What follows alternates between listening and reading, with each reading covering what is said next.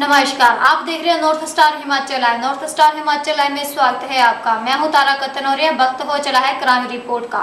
शुरुआत करते हैं होशंगाबाद में हुए डबल मर्डर और खुदकुशी की मिस्ट्री से। मामले में नई मिस्ट्री सामने आई है। अपनों ने ही संजय को मजबूर किया था, उसी मजबूरी ने उसके परिवार को उचाट दिया और खुद भी फांसी पर झूल गया। दोस्ती में धोखा, रिश्तों में फरेब, जब हुआ लाचार, उजाड़ दिया परिवार। मर्डर मिस्ट्री की हिस्ट्री। यह हिस्ट्री है होशंगाबाद में हुई उस घटना की जिसने सबको हिलाकर रख दिया था। 22 जून को हुई इस घटना में संजय फसाटे नाम के एक शख्स ने पहले तो अपने परिवार को उजाड़ दिया और फिर खुद ने भी दुनिया को अलविदा कह दिया। संजय के इस कदम के पीछे की कहानी अब सामने आ चुकी है। संजय ने यह कदम उस वक्त उठाया जब उसकी सारी उम्मीदें खत्म हो गई। दोस्त से धोखा खाने के बाद चाचा ने भी उसका साथ छोड़ दिया।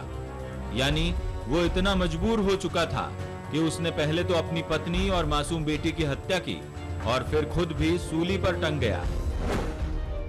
पंचनामा बनाकर दरवाजा तोड़ के अंदर देखा तो उनका पुत्र संजय फसाटे फांसी पर लटका हुआ था दरवाजे के पास, और अंदर उनकी बहू प्रीति और उनकी पोती सिमी दोनों की रक्त रंजित लाश पड़ी हुई थी। इसमें जांच की गई तो इसमें प्रथम दृष्टया पाया गया कि संजय फसाटे द्वारा ही प्रीति की और सिमी की हत्या की गई है। संजय फसाटे ने खुदकुशी से पहले एक सुसाइड नोट लिखा जिसमें दोस्त आनंद जुगानिया और चाचा हेमंत चंद राव फसाटे से मिले धोखे का जिक्र उसने किया था, जिसके आधार पर पुलिस ने आनंद को तो गिरफ्तार कर लिया, लेकिन चाचा हेमचंद अभी भी पुलिस गिरफ्त से बाहर हैं। हालांकि आनंद अपने आप को बेगुनाह बता रहा है। सब झूठे हैं। क्या आरोप लग रहा है आपके ऊपर? मैंने उसको हत्या की, मैंने कुछ नहीं, उसको मेरा उससे कोई ऐसा है ही नहीं लेना देना। संजय कौन है? आपका कौन था संजय? मित्र था मेरा 20 साल पुराना। आनंद जुगानिया और संजय के बीच पिछले 20 सालों से दोस्ती थी। इसी दोस्ती के दौरान दोनों ने मिलकर प्रॉपर्टी का बिजनेस शुरू किया था, जिसके लिए कुछ फाइनेंस बैंक से लिया था और बैंक से लिए गए कर्जे का गारंटर बना संजय। इसके साथ ही संजय ने अपने चाचा हेमचंद को भी बिजनेस में शामिल किया था, लेकिन दोनों ने उसे बीच मझधार में छोड़ दिया और उसने अपने हाथों से अपनी दुनिया उजाड़ दी। आनंद जुगानी और हेमचंद फसाटे के विरुद्ध 306 का प्रकरण दर्ज कर आनंद को गिरफ्तार कर कोर्ट से पीआर लिया जा रहा है और उसके दस्तावेजों और कहां लेन देन था हेमचंद कौन है? हेमचंद संजय फसाटे का चाचा है। पुलिस ने आनंद जुगानिया को रिमांड पर लिया है, तो वहीं चाचा हेमचंद की तलाश सरगर्मी से की जा रही है और अब जल्द ही इस मिस्ट्री की असली हिस्ट्री सबके सामने आने वाली है। इधर बड़वानी में पुलिस ने अंधे कत्ल का खुलासा कर दिया। वारदात की हकीकत रिश्तों को तार तार कर देने वाली है। जमीन के लिए अपनों ने ही अपनों का खून बहा दिया और अब खून के रिश्तों का खूनी अंत करने वाले पुलिस के शिकंजे में हैं। जमीन के लिए खोया सुकून, रिश्तों को तार तार कर बहाया अपनों का खून, खून के रिश्ते का खूनी अंत। वारदात बड़वानी की है। यहां एक जमीन के टुकड़े के लिए खून के रिश्ते को तार तार कर दिया गया। चाचा और चचेरे भाई ने मिलकर तुकाराम नाम के एक शख्स की हत्या कर दी और उसके शव को हाथ पैर बांधकर नर्मदा नदी में फेंक दिया।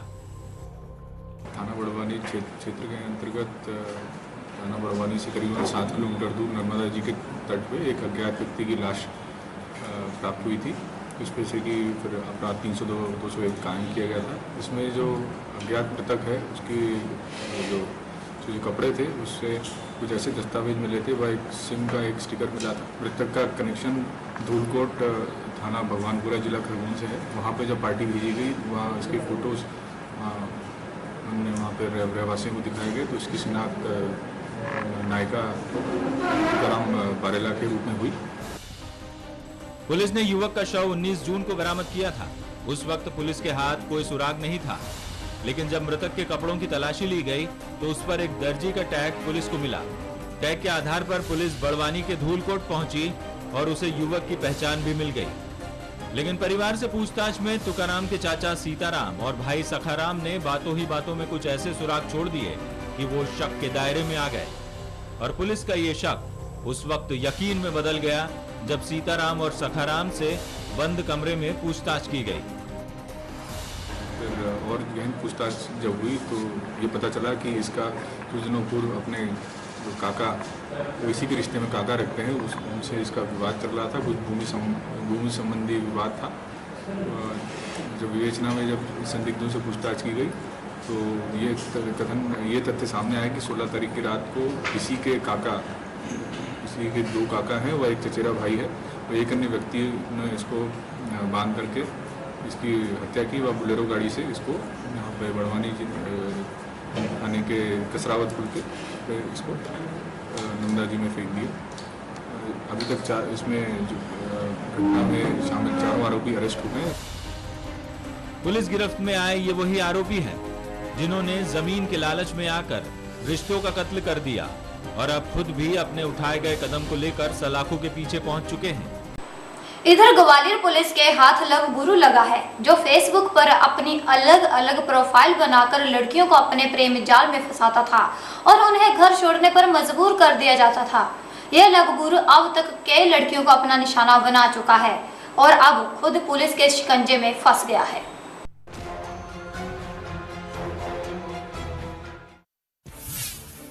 देकर अमीरी का झांसा, लड़कियों को प्यार में फांसा,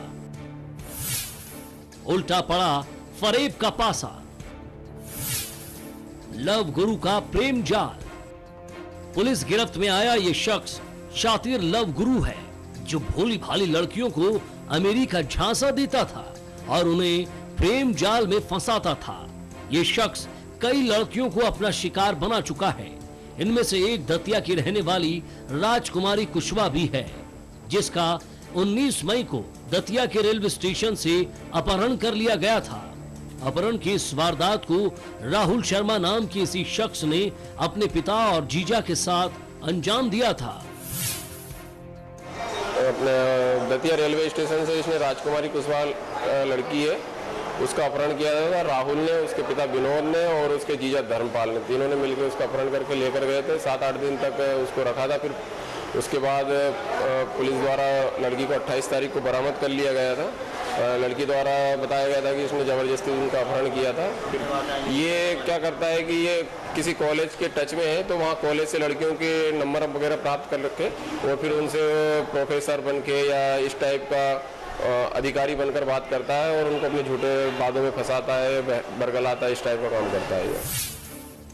राहुल शर्मा फेसबुक पर अलग अलग आईडी इस्तेमाल करता है और हर एक आईडी पर उसकी पहचान अलग है।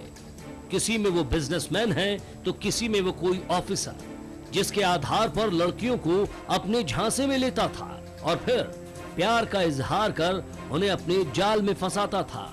इस बात का खुलासा तब हुआ जब 28 मई को पुलिस ने राजकुमारी कुशवाहा को बरामद किया। हालांकि उस वक्त राहुल पुलिस के हाथ नहीं लगा था। मुखबिर द्वारा सूचना मिली थी कि राहुल शर्मा कहीं बाहर जाने की फिराक में रेलवे स्टेशन के बाहर खड़ा हुआ है। जो मुखबिर की सूचना पर उसको रेलवे स्टेशन के बाहर से गिरफ्तार कर लिया गया है। राहुल शर्मा एक्चुअली भिंड का रहने वाला है और यहाँ पर अभी रह रहा है और इसके ऊपर पहले के भी 2-3 केस कायम हैं।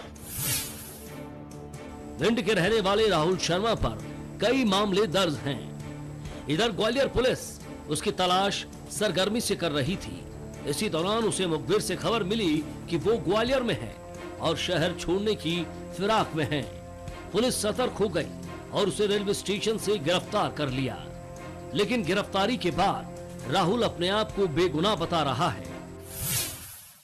वो पहले से रिलेशन से खुद ट्रेन से कूदी खुद मेरे पास आई थी। वो मेरे रूम पे आने के बाद में उसने कहा मैं तुमसे शादी करना चाहती हूँ। शादी की भी है उसने।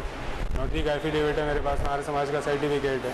उसके बाद मैं घर वालों को सौंप दिया। घर वालों को सौंपने के बाद दबाव में उन्होंने पलटवा लिया, पलटवा के केस लगवा दिया। नहीं ऐसा कुछ भी, उनके पास कोई भी प्रूफ है कहने के लिए तो लोग हैं, कुछ भी कहते हैं। दुनिया किसको मानती है प्रूफ को? ऐसे कोई भी कुछ भी कहे, कुछ भी मान ले। मैं कौन सा बोलूँ? कुछ भी नहीं। तो लोग हैं, कुछ भी कहें। इसके लिए ना मैं किसी का मुंह बंद कर सकता, ना ही किसी के मुंह पर ताला लगा सकता। अपने आप को बेगुनाह बताने वाला लव गुरु अब खुद के ही बिछाए जाल में फंस चुका है और अब वो पुलिस के शिकंजे में है। तो फेसबुक, व्हाट्सएप, ट्विटर पर आप अनजान शख्स के साथ है तो जरा संभल कर इधर शातिर चोर वो भी जबलपुर के पुलिस के लिए चुनौती बन गई। शहर में चोरी की वारदातें लगातार बढ़ती जा रही हैं, जिसे देखकर लगता है कि पुलिस लाचार है और चोर बेखौफ हैं। 60 दिन 60 वारदात। जनता का पुलिस से सवाल, कब मिलेगी चोरों से निजात? चुनौती बने पुलिस के खाली हाथ।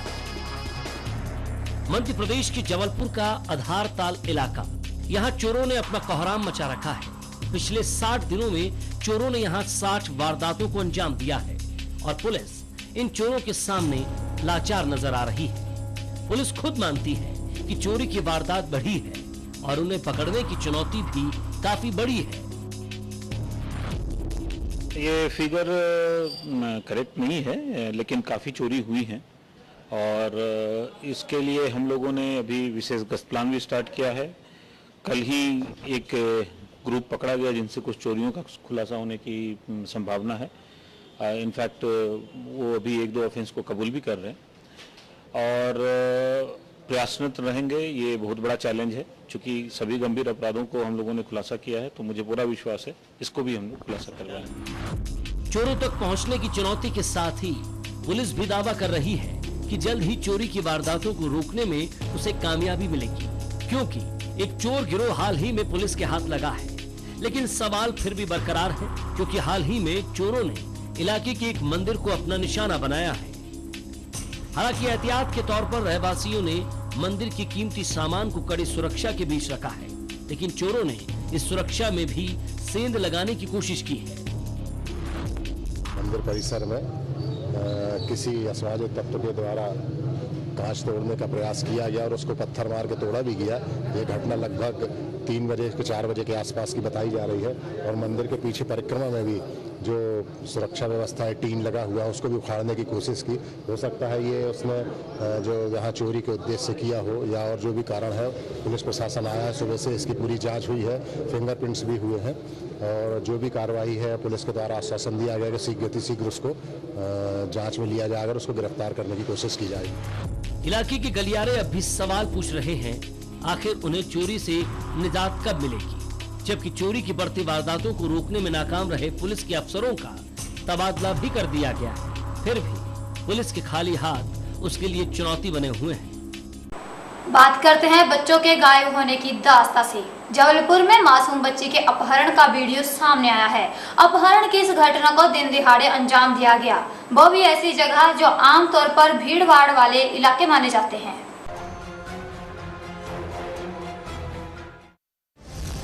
महंगी पड़ी लापरवाही या बेखौफ बदमाश, दिन दहाड़े मासूम का अपहरण का लाइव वीडियो।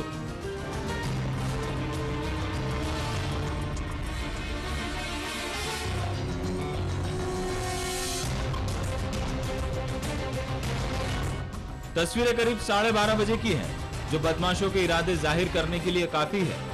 जी हां, दोपहर का वक्त, जगह रेलवे स्टेशन का प्लेटफॉर्म नंबर 3, यानी काफी भीड़ भाड़ वाला इलाका। ऐसे माहौल में मासूम का अपहरण काफी चौंका देने वाला है। जिस मासूम बच्ची का अपहरण हुआ, उसके माता पिता रेलवे स्टेशन पर खाने पीने का सामान बेचते हैं। इस दौरान उनके दोनों बच्चे भी उनके साथ होते हैं और जब उनको नींद आती है तो उन्हें प्लेटफॉर्म पर ही सुला दिया जाता है। उस दिन भी कुछ ऐसा ही हुआ। मां ने दोनों बच्चों को प्लेटफॉर्म पर सुला दिया और अपने काम में जुट गई, लेकिन जब वापस आकर देखा तो 2.5 साल की सोफिया वहां से गायब थी। लेटा के हम बाथरूम गए और थोड़ा माँ बात करने लगे और जरी देर में आया तो हमारी बच्ची देखे तो गायब। जी, पुलिस में हम लोग ने रिपोर्ट दर्ज करा दी है, आरपी और जीआरपी दोनों में। मामला जीआरपी थाने तक पहुंचा तो पुलिस ने आनन फानन में टीमें तैयार कर बदमाश की तलाश शुरू कर दी।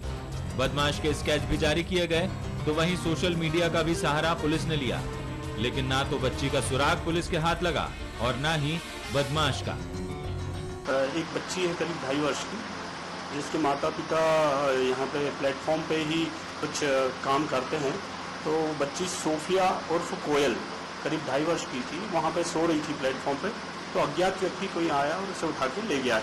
इस तरह की रिपोर्ट आई है जिस पर प्रकरण पंजीबद्ध किया है और टीम लगा दी है उसके लिए अपन ने, और लगातार अपन उसकी तलाश कर रहे हैं।